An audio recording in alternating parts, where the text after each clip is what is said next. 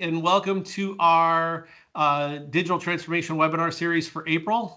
We're talking today about the importance of tech stack management with a lot of examples along the way. I'm your host, Dave Delvecchio, VP of Marketing for Sourcepass. Let's go ahead and get rolling with some of the housekeeping items.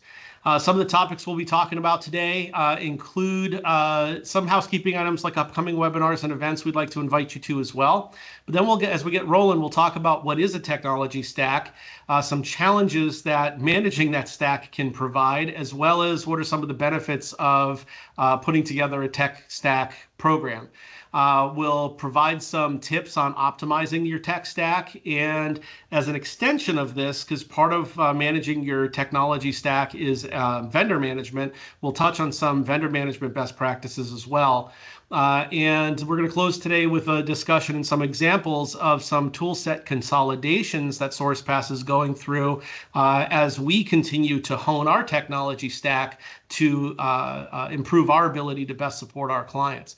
So look forward to this discussion today. As I mentioned, I'm Dave Delvecchio, the VP of Marketing. You may have seen me on some previous sessions.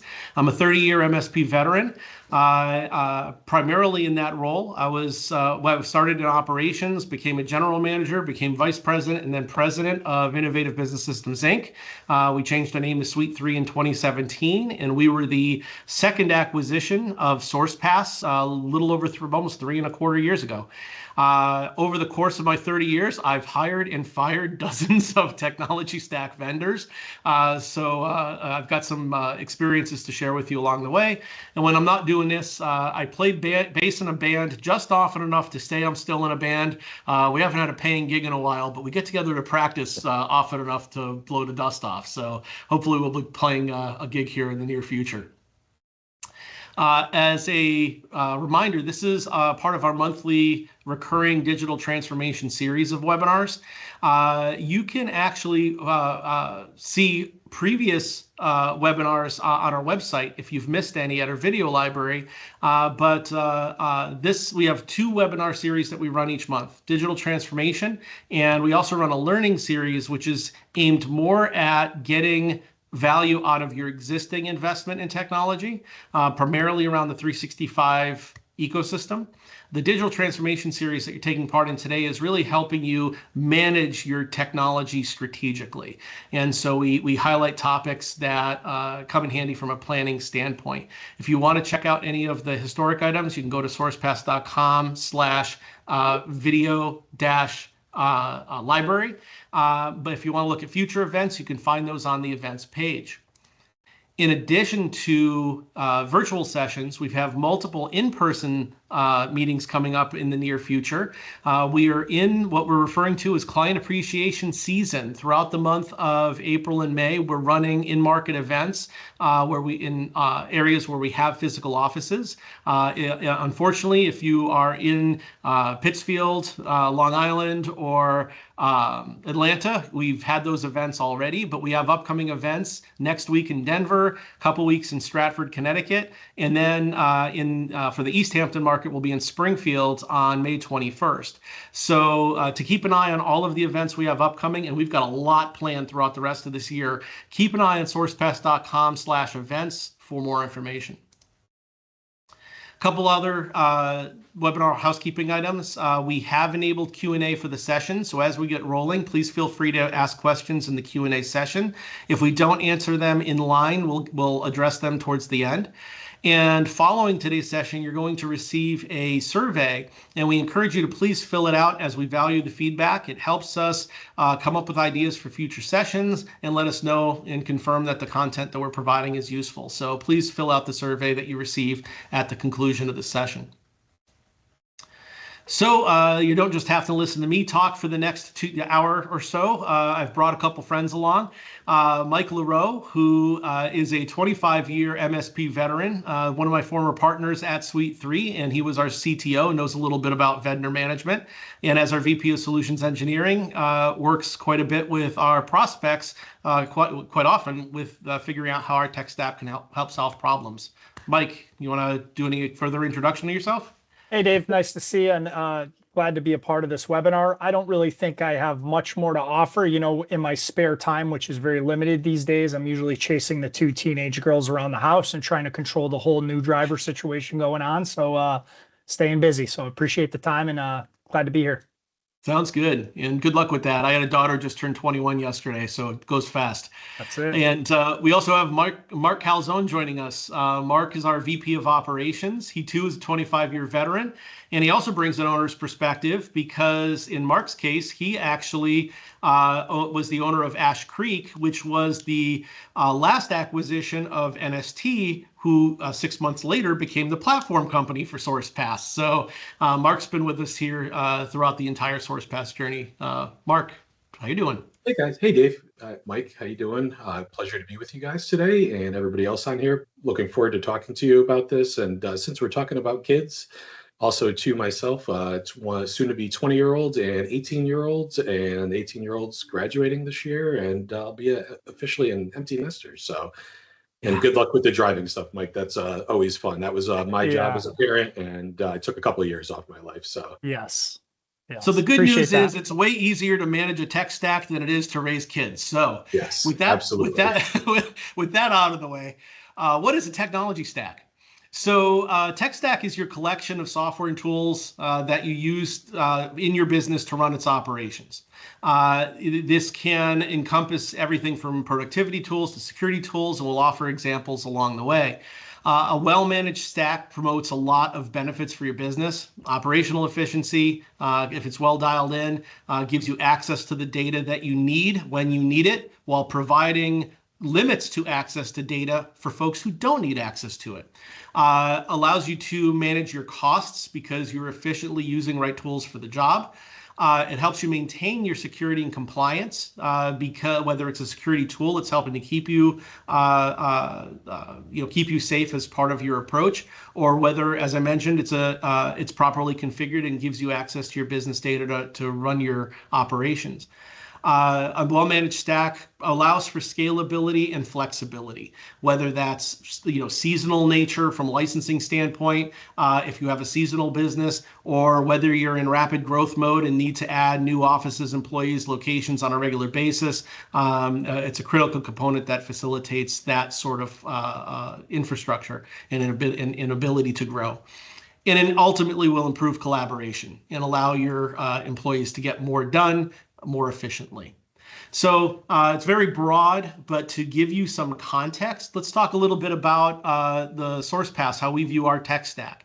In very broad terms, we kind of chunk it into productivity tools, infrastructure, and security. A lot of productivity revolves primarily around the Microsoft ecosystem. We do have a smattering of clients who are committed to the G Suite. And from an infrastructure standpoint, it's very all-encompassing. You've got backup vendors like Acronis. You've got networking infrastructure like Cisco. You've got perimeter security like SonicWall. You've got on-premise servers and storage infrastructure from vendors like HP. And you've got cloud platforms like Azure and AWS that are all part of the infrastructure that helps drive your environment. And then something Mark knows quite well as VP of Operations overseeing our security operations and network operations, we have a slew of security vendors. Mark, any general thoughts about tech stack and the components thereof? Yeah, I mean, just that was going to be one of my comments. Like the most important part I see about this, obviously in the state that we live in today and the state of security and what's going on in the world, very important, right? And we spend a lot of time looking at these products and bringing best of breed and very rigorous testing on all the platforms, making sure they work properly for us. We can manage them well, respond quickly to any events that are going on. So very, very important on the security side. Absolutely. And, for folks who are attending today, in very general terms, our clients tend to fall into one of two categories. For our fully managed clients, these are typically organizations that don't have internal IT resources. They tend to outsource all of their help desk, infrastructure management, security needs, and so forth to Sourcepass. Sourcepass, part of the value we bring is that we help to manage and maintain their tech stack for them.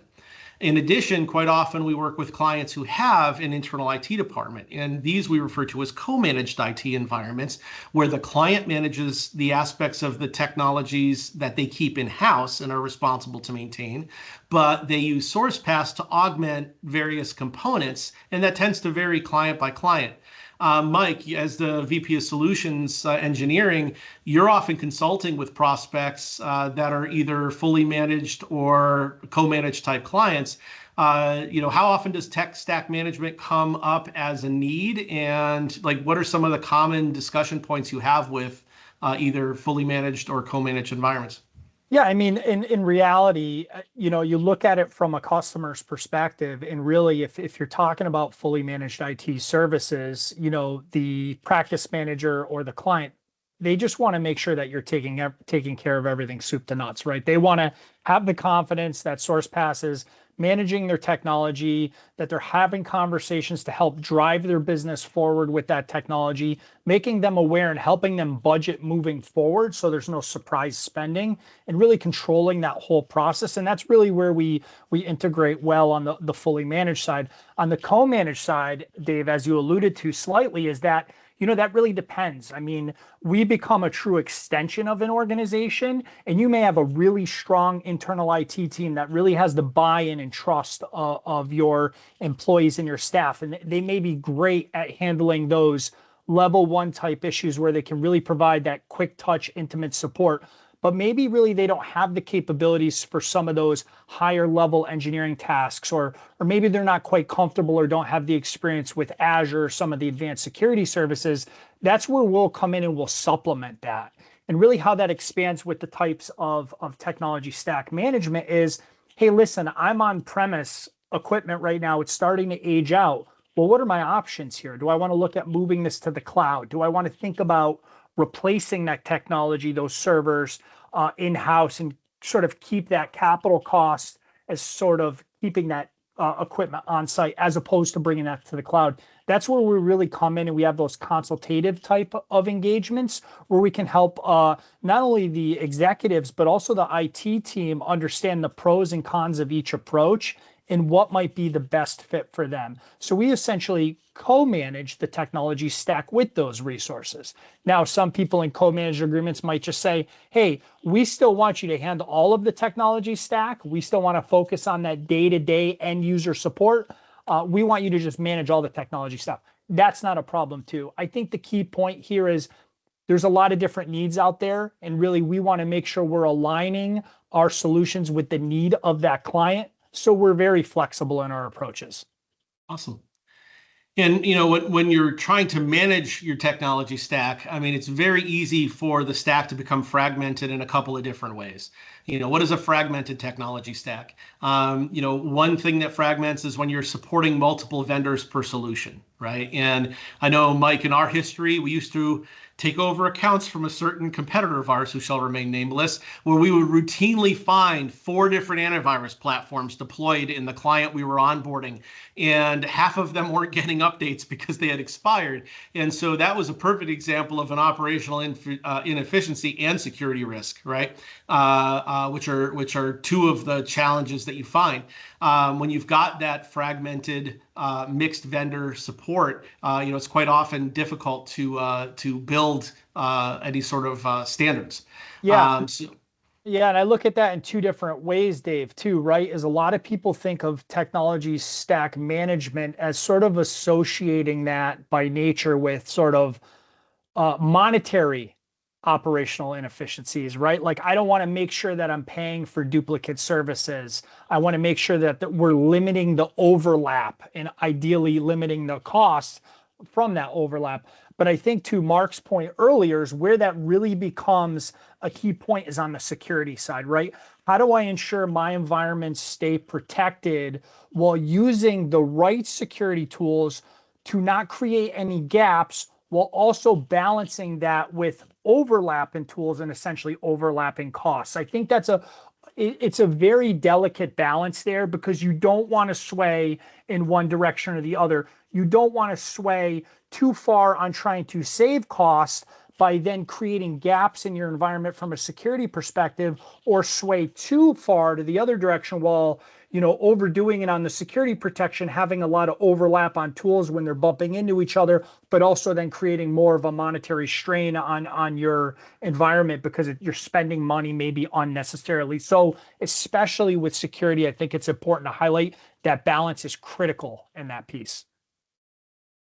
Yeah, absolutely. And especially as you've got those multiple tools deployed into an environment, some of these issues like data integration issues and your increased support burden start to really bubble up because, as you start supporting multiple tools that are doing the same things in different locations, you need technicians who are trained on supporting, we've got this model firewall in the Chicago office and that model in the Atlanta office. Well, trying to get them to talk to each other becomes more and more difficult. And if you're trying to then ingest, security log information from all of those into a SIM platform, it's that many more connectors you have to maintain. So all of these inconsistencies tend to have a exponential mushrooming effect when it comes to trying to maintain standards and security within a single environment.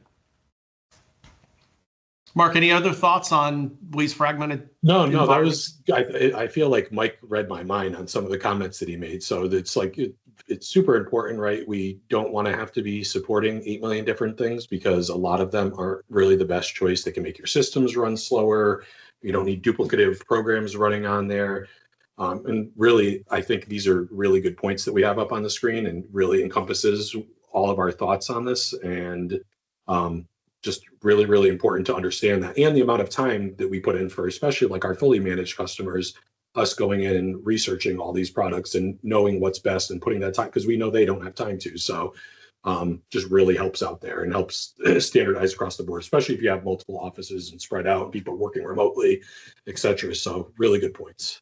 Yeah, and to Mike's point, not only are these quite often higher costs in terms of, the tangible subscriptions and things, but there are those hidden costs of duplicate services, of higher training costs for your employees, and those compatibility issues that I alluded to.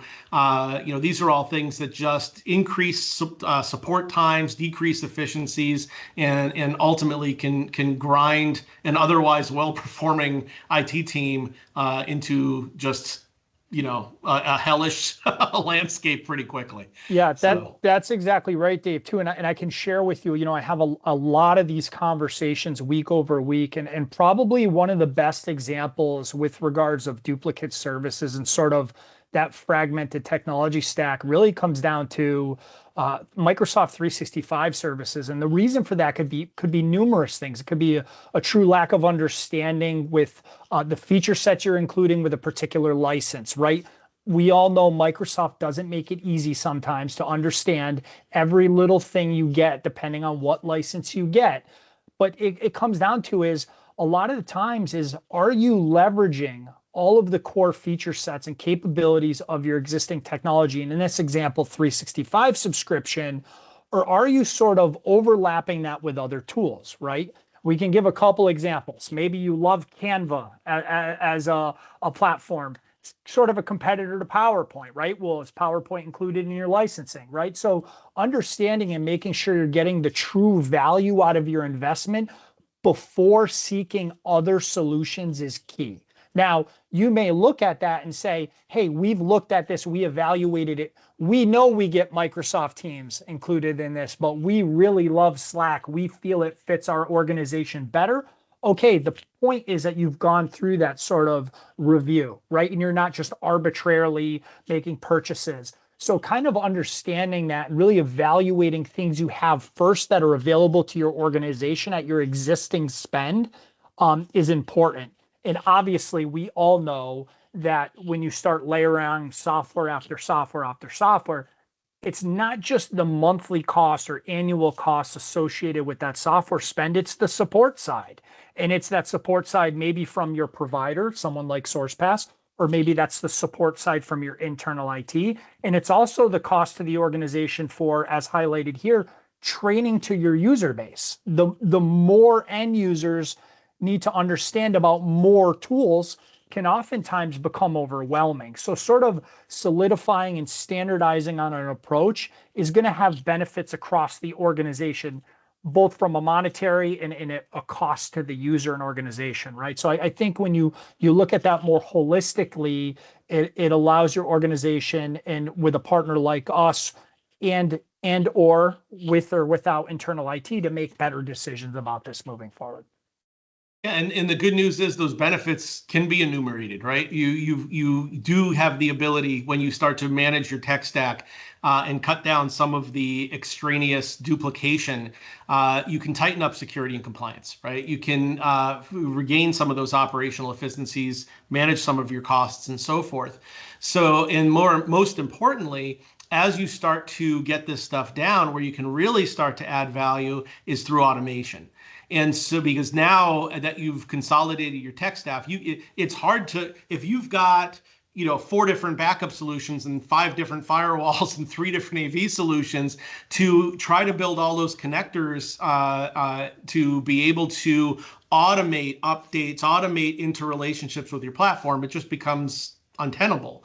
But when you can standardize your technology stack, it allows you to build some of those automations. Mark, they're now a separate team. You managed the ROC for a while, but talk to us a little bit about some of the benefits that robotic process automation and what that technology can allow folks to do when they have a well-managed tech stack. Yeah, a ton, right? So it's when you have a tech stack that aligns with being able to run some automations within them, there's just huge time savings that come across all of it, right? From on our side, from ticket routing to for us to be able to provide faster response times and resolution times to you, to the end user side, right? Going into our Quest platform and being able to order licenses or fill out a new user onboarding form and have all those items handled for you. And just the ability to automate a lot of the back end systems. Because a lot of people think automation and AI, whatnot, is going to replace jobs, right? Which it is far from doing that. It's just opening actually more opportunities for everybody to have some new career paths within it. So just in doing that, even on our security team, right? We've done so many automations on that team to route things, look at false positives much quicker than a human can. And we still put the human eyes on it to double check all of it and work on it when needed, but it just allows us to scale much faster and do a lot more things. And all of the best of breed products allow us to do that, which is why we spend so much time building out this tech stack and making sure all that'll roll into that plan of the automation portion of it. Absolutely. And not to go too far down a secondary path here, but we've got some exciting automations we're actually going to be announcing out of our Quest platform through this month and next month. So for those that are avid Quest users, you can opt in to start to see some of those automations on your account, which I would encourage you to reach out to the Quest team and request if that's something that interests you. So one of the big questions to answer for your organization is who? Who's responsible for doing the tech stack assessments and management over time? At Sourcepass, we actually have a dedicated product innovation team. And the product innovation team works with our internal stakeholders, which includes everybody from the NOC and SOC to the sales team, to account management, client strategy, to our legal team, finance. Pretty much they touch as many departments as my marketing team does, as a matter of fact. But ultimately what they're doing is they're maintaining our product stack and our roadmap for technologies moving forward. Part of their responsibility is vendor management, which we'll talk more about as well, because this dovetails in. Once you end up adding various solutions to your tech stack, maintaining the relationships with the makers of those solutions becomes critical. And ultimately, this is the team for us that champions onboarding new product offerings. And they coordinate efforts to make sure the sales team understands how to go to market with it. Account management understands how to support our clients with it. Operationally, we can roll it out and support it. And so this is a benefit that Ash Creek and Suite 3 didn't have the benefit of a full innovation team back in the day, but a Sourcepass does. It allows us to implement quite quickly. Yeah, and I'm glad you touched on that, Dave, because that was going to be one of my comments, right? I'm sure I can speak for Mark here too. Us as having been in this space for a long time, it's like, how do you keep up on not only existing tech stacks to make sure you're in alignment with the needs of clients, and both from a solution standpoint and then a cost standpoint, are we doing it cost effectively, but how are you maintaining that forward-looking view and not falling behind, right? And it's nice to have a team that focuses on that, because we all get busy. Everybody gets busy, whether you're an operations manager or an internal IT team, you have your day-to-day business. It's hard to focus on that forward-looking view to say, hey, what else is out there? Am I using the most effective tool for the job? Am I using the right product? And what else is out there? We've all seen products. There's major names out there in terms of software in the antivirus space, as one example. Names that used to dominate the markets, that used to just roll off the tongue, that are no longer around. Well, how do you not become one of those organizations that's running a product that's maybe fallen behind and not sort of looking in a forward-facing view? So I think this is semi-unique to Sourcepass, that we have this dedicated team to make sure that we're always staying on top of the latest and greatest. Now, that doesn't necessarily mean we're always going to jump to the latest and greatest, but the important thing is our team is reviewing that. Does it make sense to move in a different direction, in another direction, for not only our clients, but us as an organization as well? And it's nice to have that team and resources to be able to focus on that and not distract from other objectives within their org. Yeah, great point, Mike. Absolutely, because that's where we've all run in the past, that like smaller organizations, right? We'd be running X antivirus program, and all of a sudden they would end of life something, and we probably should have known about it faster. And then you're scrambling to replace it with something else, right? So to keep the customer protected. But with this team here, we're staying ahead of the curve on that. So big value add for Sourcepass. Absolutely. There was a period in the IBS Suite 3 history where we changed anti-spam solutions 3 times in 18 months, and out of necessity, in part because of vendor sales and vendor modifications, but the service to our clients never changed, and we were able to actually negotiate the same price points as we jumped vendor to vendor. So to the clients, it was kind of an invisible transition, but it's a lot of work on the back end. Those are the projects you remember and have nightmares about periodically.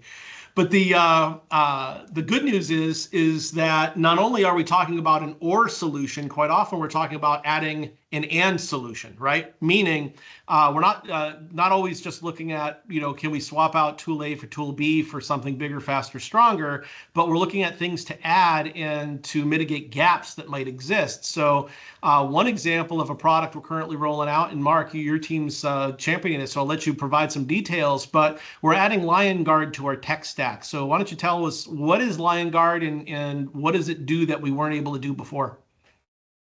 Yeah, absolutely. So great tool that we're rolling out to our customers now, huge value add, no extra cost to them, right? So just the data gathering and the metrics and change control that we're going to be able to do with this product, and have a deeper look into every single product that they're using on premise, every single product that we're using, being able to do more automations as we have more data points to look at.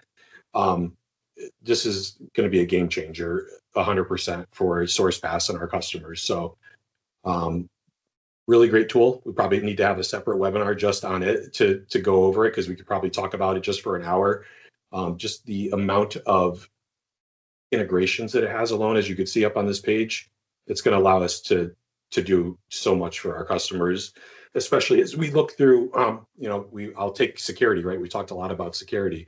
So if our customer has an incident, we'll be able very easily and quickly to go back and look at snapshots of changes on different systems, whether it's Office 365 or something on their network, a server, their firewalls, even down into the application level with certain things. So just to be able to do that investigation faster and better and have more data. Data is key now, right? Especially with AI out there and automations, the more data that we can collect and have, the more things that we can do. So yep. Great ad. And as a NOC member had observed to me once before, we'll talk a little bit about this as we move forward, is, one of the requirements we look at for our tools is multi-tenancy, because as a service provider, we're using tool sets to be able to effectively support our collection of clients, multi-tenants. Multi-tenancy means we could have different clients all in the same portal, and they often refer to that as a single pane of glass.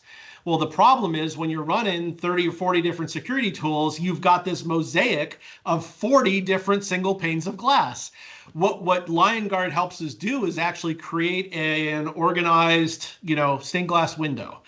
Build that beautiful mosaic where you can view the right information out of all of those different platforms in a single vein, which helps allow more efficient service, which decreases ticket wait times, increases responsiveness, increases the closing rate, all things that help to deliver an experience our clients love, which ties right back to our mission. And to your point too there, Dave, on the key benefits, I like the word visibility, right? Because if you're a fully managed customer and you're like, listen, I'm just a business practice manager. I run a construction company. Like, this stuff doesn't matter to me. You guys got it, right? You're covered. It helps Sourcepass be more efficient to deliver effective services, quicker turnaround times. So it helps on that end. But if you're a co-managed partner of ours, right, where we're helping supplement your internal team, this is a downstream tool for their benefit too, right? Like, they can get some benefit here. They can see their inventories. They can get this data where, to your point, they don't have to sort of bob and weave between different portals and stuff. It also enables us, and I'm sure Mark's excited about this too, working with our Quest team, our development team on our Quest platform, being able to use tools like this to tie into that sort of, for the lack of a better description, single pane of glass view, right? I like to call it our platform. I try not to use the word portal, but bring this information downstream into our platform to make consumption that much easier, right? That much more straightforward. And the thing is, we're doing this on the back end, to your point, Mark, at no cost, right? Like, what's one of the first things, right? And Mark and Dave, if you're sitting in the customer chair, is like, yeah, that all sounds great, but how much is it going to cost? Yeah, how much is it going to cost me? Yeah, right, always. Exactly. So it's because we see that operational improvement and efficiencies that we're able to just say, you know what, we understand that it's not only a benefit to help Sourcepass be more efficient, but it gives some clarity and some visibility to our end clients. We're going to kind of just roll this out as a value add without having to bring the price of any sort of services up. So I think it's truly a win-win. Whether you decide you want to take advantage of this or not, from the consumption side, from the consumer side, the point is that's their winning if you'd like it. Yeah, and to expand upon that idea about what's it going to cost me, actually, one of our clients actually mentioned something in a meeting at one point, and I wish everybody took this approach because it allows us to deliver value way more efficiently. At one point, we were kind of proposing something they needed to implement. He was a president of a bank, and he stopped kind of as we were midway through to discussing it. He goes, "Is this going to make me money, save me money, or make me more secure?" We're like, "Yes." And he goes, "Good, then don't just do it. Like, you don't even have to ask me if it's going to make me money, save me money, or make me more secure. You have blanket approval to do whatever you would recommend we do." And it's like, because ultimately everything we do tends to try to answer one of those three questions. We're either going to allow you to make more money, allow you to save money and be more efficient, or allow you to be more secure and to keep doing what you're doing. And that's the best you can hope for. So let's talk a little bit about optimizing your tech stack and the ways to get started. If you think you might have some challenges, the first thing you want to do is perform an audit. Take a look at everything you've got currently. Take a look at all of your subscriptions, all your renewals, and so forth, and start to determine and analyze and come up with a plan on how to go from current state to an ideal state. Part of that's going to be assessing your business needs, because perhaps some of those tools were selected when your needs were different, and you might need to make some modifications. Look for those overlapping technologies that Mike talked about earlier, and try to make sure that, what's the old saying? If all you have is a hammer, everything's a nail. Make sure that you're using the right tool for the job. Prioritize those integrations so you can get some of those efficiencies downstream. And most importantly, establish your own internal security and compliance standards. And this will dovetail into the next discussion about vendor management, because if you don't define what your security and compliance standards are, it's going to become increasingly difficult to really kind of judge vendor A versus vendor B when you're evaluating options.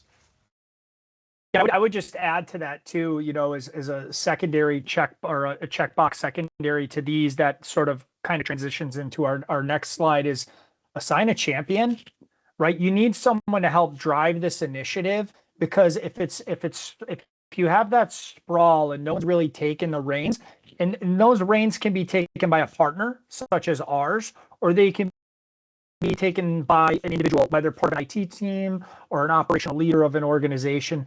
Really sort of get that key person on this, because they're going to really help drive this forward and really make sure that this is a priority and that we're seeing it through. So it's almost like a project manager, but for the initiative. Absolutely. And then, as you're selecting vendors, to Mike's point, identify those key stakeholders and the champions who are going to drive it. Make sure that you negotiate clear in contracts, particularly around mutually understood SLAs or SLOs.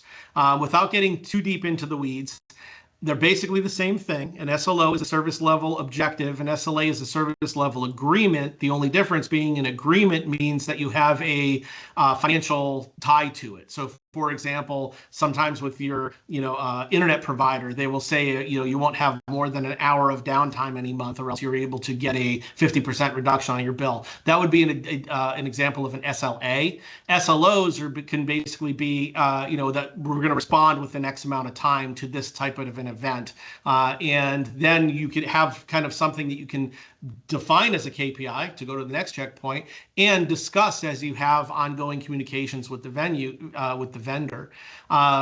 As I mentioned, the assess risks and adherence to your compliance standards becomes much easier if you've defined your compliance standards, and it's an important step as well. And then finally, treat your vendor as an extension of your team, and make sure you have an infrastructure for regular evaluations for continuous improvement.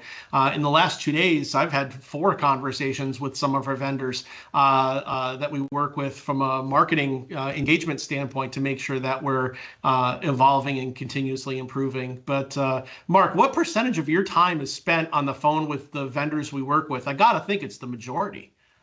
Yeah, a lot, right? So I was actually going to comment on that one, we don't treat vendors in the sense of the word vendor like a vendor. We treat them as an extension of Sourcepass. We partner with them very closely to make sure we're able to deliver the best possible product to you. And then just working through things like, as we look at different vendor partnerships, right, on the compliance standard sides, that's a big thing to all of our customers, especially depending on what industry you're in, right? So we're making sure that we have the right vendor selection out there for all of our customers. Right? I'm not going to name any names, but we make sure we have the right backup products to cover if you need to be in GCC high versus just having standard backups, right? So we're making sure we're covered on both sides of that. Same thing with firewalls for compliance for different industries, different patching software mechanisms, et cetera. So we spend a lot of time working with all these vendors, and we have agreements with a lot of the vendors that we work to push the vendor themselves to innovate their own software because of our requirements, right? We've made huge improvements with a lot of the partners that we work with today, just pushing them on making their products better for the good of our customers on top of it. So, so to answer your question shortly, a lot of time, David. We spend a lot of time. Yeah. And if I could too, one thing I always like to do is a practice that I like to have is making sure I understand my requirements and making sure that as part of my selection process that technology or that software solution meets my requirements. I'm not looking for the software vendor or technology vendor to shape my requirements necessarily. I want feedback. I want some information on ideas and looking for a thought leader. But I'm not necessarily looking to, if I have a clearly defined goal I'm trying to meet and what my requirements are, I want to make sure there's alignment there. I want to be shaped by the vendor. I want to make sure we're in complete alignment. So I think that's important. Now, obviously, being open to feedback is important, right? You want to understand that, hey, listen, there's a better way, right? But you want to balance that too. Absolutely. And so to kind of pull back the curtain a little bit, I asked our legal team and our product innovation team, what exactly are we judging our vendors on when we're looking at either adding a new vendor or maintaining a vendor relationship as we move forward? And these are some of the requirements that they specifically look at when they are analyzing those engagements. We have a detailed questionnaire to validate the security posture of the vendor themselves and their tool. So quite often, we want to make sure that we're partnering with companies. If they are a security company, then they should take security important in their own organization. Similarly, it's part of the reason why Sourcepass obtained SOC 2 Type 2 certification and ISO 27001. We don't just talk about the importance, but we walk the walk. We expect our vendors to do the same. Another thing we look at when evaluating tools that we're using internally is the support of single sign-on. We want to make sure that the vendors we work with support modern security and identification management platforms so that we can ease the burden on our users so they can sign on using their credentials and build all of those integrations to make it easy to use, but also shows us that they're keeping up to speed with their own security identity management, credential management platforms. We're looking for granular permissions. The concept of least privilege access is something we adhere to strongly. We want to make sure that people have access to the information and the tools they need to do their job, but don't have access to anything that they don't need access to. And so that becomes a critical component. We talked about multi-tenancy previously. If it's a tool we're going to be adding to agreements, making sure there's alignment of billing method, that if we are billing our clients monthly and we're adding a new component to that service, that ideally it would bill us monthly.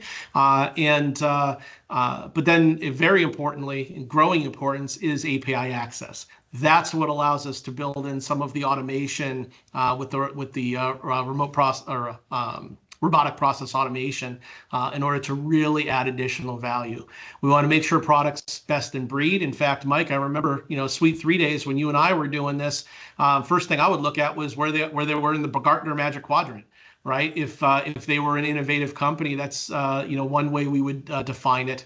And then are they strategic? Do they think of us as recurring revenue or as a strategic partner?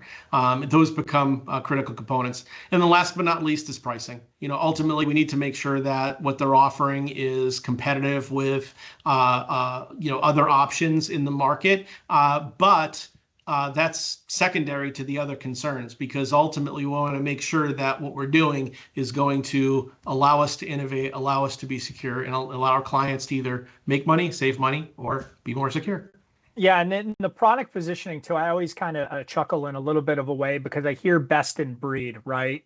Best in breed doesn't mean it's best in fit, right? Like you got to balance best in breed with if you're looking at that upper section of the quadrant, you're going to usually find multiple tools in there, and one dot could be higher than the other dot. And if you're familiar with that matrix, you know what I'm saying.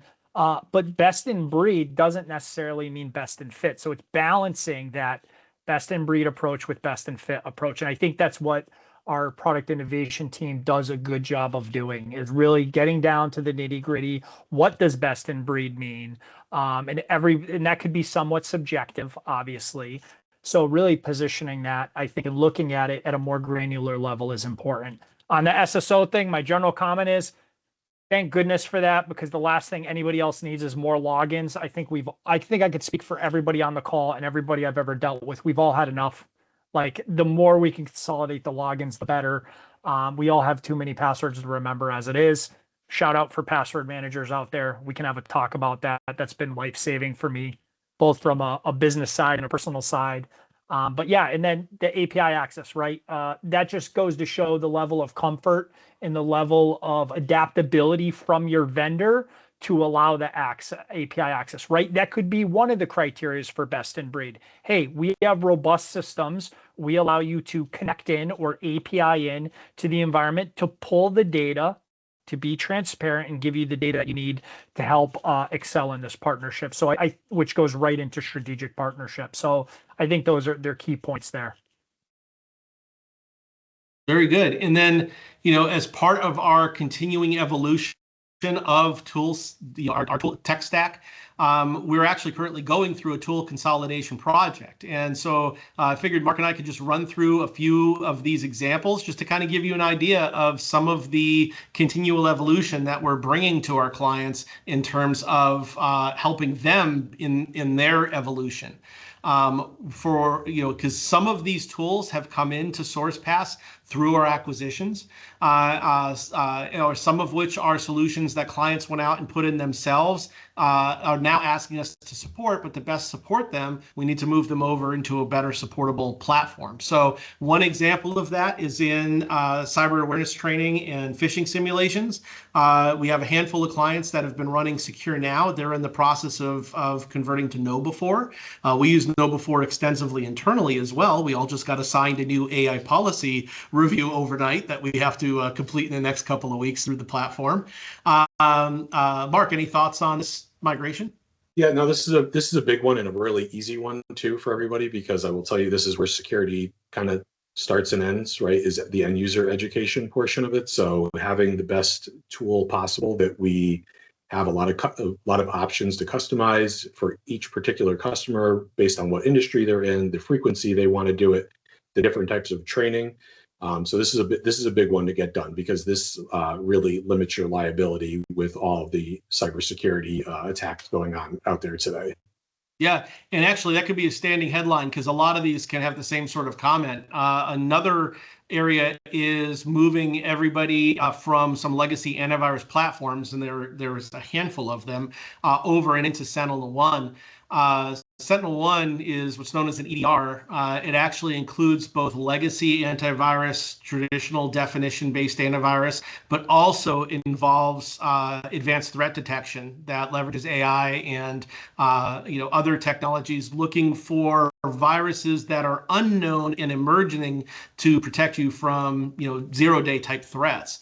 And so I think a lot of everything you just said, Mark, about improving the security stance, definitely applies here. Another great tool, loved it. It saved our clients when they were in the hot seat a lot of times, right? When someone's trying to attack them, just like one key feature that I'll throw out there that's probably really easy for everyone to understand is if someone gets in, right, the ability for it to stop the attack, disconnect that machine or server from the network and isolate it away from everything else to allow us time to take a look at what's going on. Like, that's just a huge feature that a lot of other products don't do. So, and it works very, very, very, very well.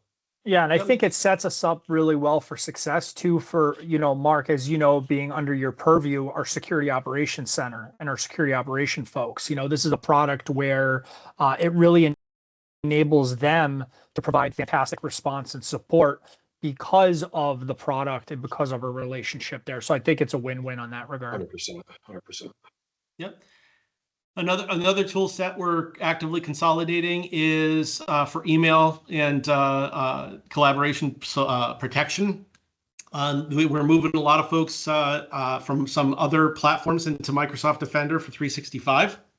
But to Mark's point earlier, we have some clients who have very specific GCC requirements and will actually continue to leverage a second platform specifically for them, AvePoint. So, this goes back to the best fit point that Mike made and so forth. Sometimes we do have to settle on multiple solutions depending on all the client needs.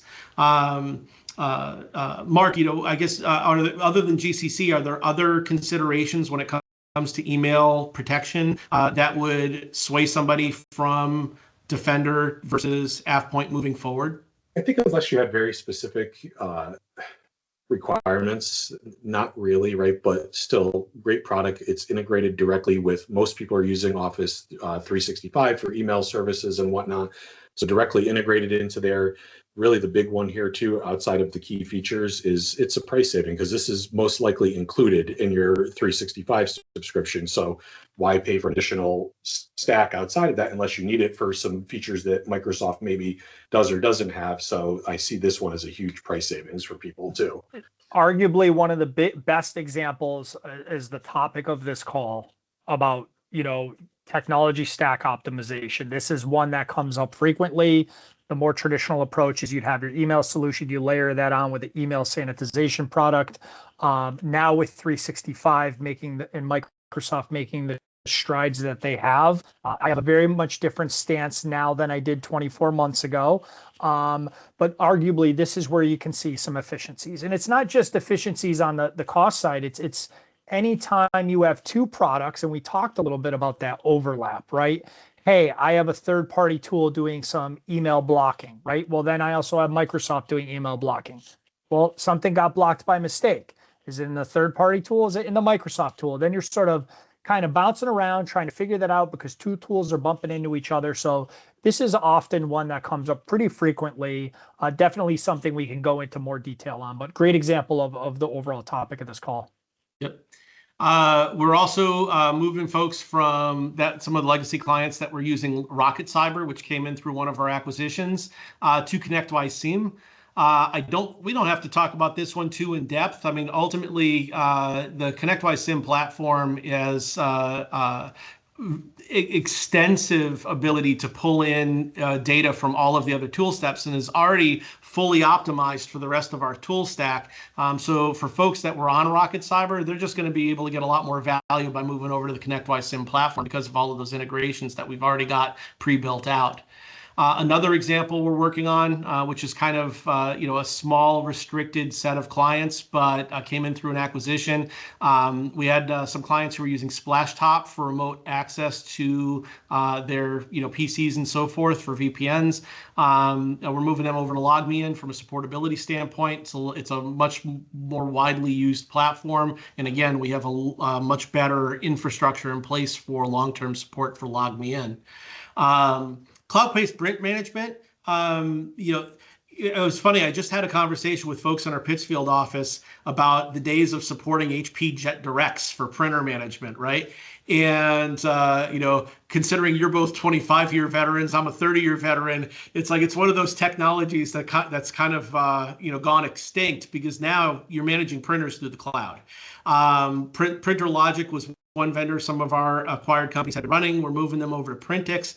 The biggest difference between the two is on their pricing models. Printix's model is on a per user basis, whereas Printer Logic is on a per printer basis. And in many of the environments that we've been approaching, this is also going to be a cost saver for some of those clients because of the number of printers that they were sharing. So if you're one of the folks that are still running Printer Logic, expect to be hearing from your client success manager about this move in the near future. But this is a smaller subset of clients. Another example, I think, Mike, what you just said about, you might have had a different response 24 months ago, but consolidating authentication using Microsoft Authenticator versus using a third-party product like Duo is another area similar to what we were just talking about email sanitization. Yeah, and again on that one too is they're both great products. I will say that I'm a fan of both, and there are specific use cases for each, and there are specific scenarios where you would leverage each. Microsoft's come a long way with more third-party integrations, sort of playing catch up to Duo, if you will. Duo was always very well known for just the sheer amount of supported platforms out there. But there are situations where Duo still may make sense. And then there's situations where, again, we might go back to that having overlap and being able to get some efficiencies there from a cost and supportability standpoint. So it really depends on that one. But yeah, another great example where it's like, let's just have a conversation, Yeah. about that one. It's a great point, Mike. I was actually going to say that earlier, is that to our customer base, right? We're not trying to force you into a certain thing, right? We're trying to do what's best by you, but we're also not going to pigeonhole you into going to, if you have a need or there's a reason or a feature to go with one of the other things. That's why we go, 2 to 3 products deep in most categories. So we can have that flexibility to work with every single customer. And then this is a topic that Mark and I have been talking about for a while. We hosted a series of lunch and learns this time last year where we were talking to folks about modern backup infrastructure.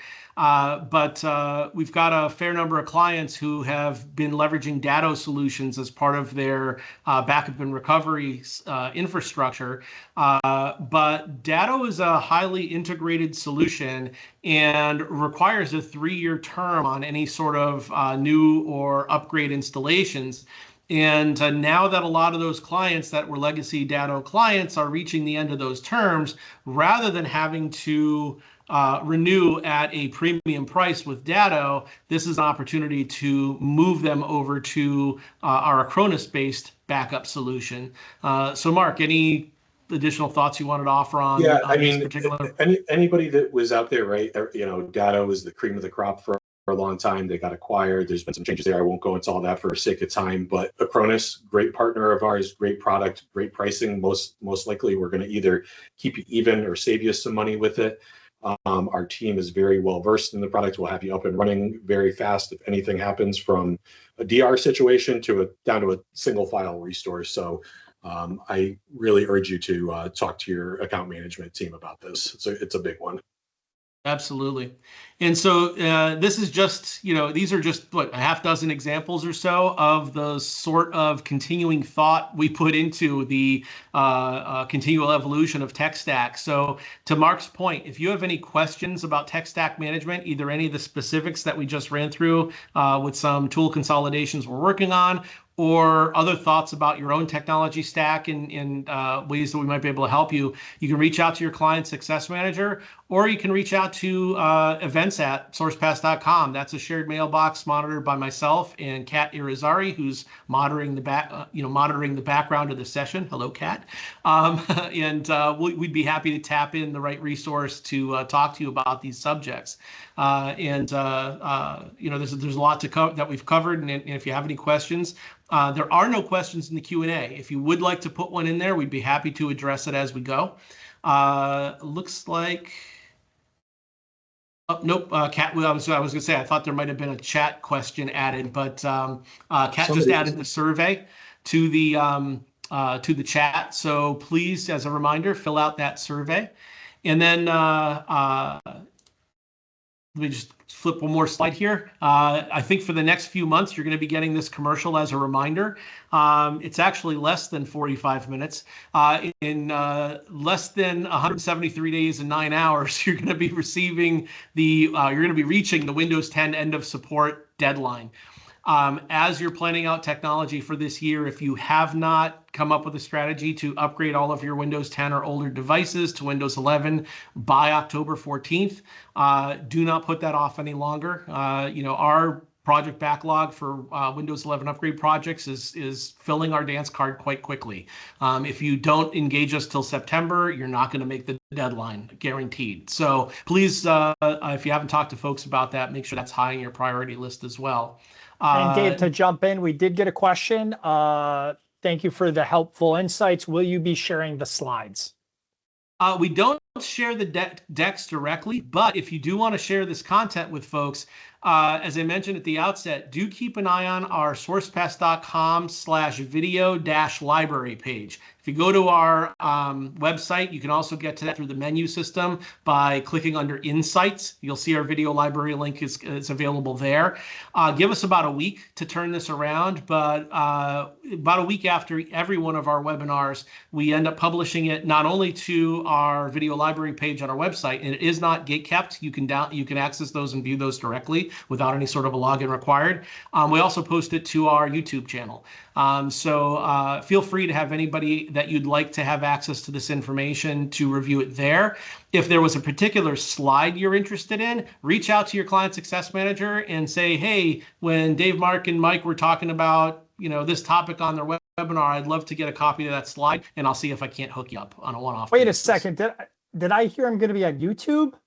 You're going to be on YouTube, man. We're making you. We might even make you Instagram famous. Okay, perfect. We also have a tendency to pull sound bites out of these presentations and run them on social media. So we're going to make you an Instagram star. Now I can tell my kids I'm cool. Perfect. We have a TikTok page or an account. We haven't leveraged it yet, so maybe we'll pull out a couple of your greatest hits and make you a TikTok star. Sounds great. Mark, Mike, thanks as always. You guys are awesome. Thanks, Dave. Thanks, appreciate it. And again, thanks to our guests. If you have any questions, reach out, and we'd be happy to help you out. Let's go out there and have a great rest of the day. Thanks, everybody. Pleasure.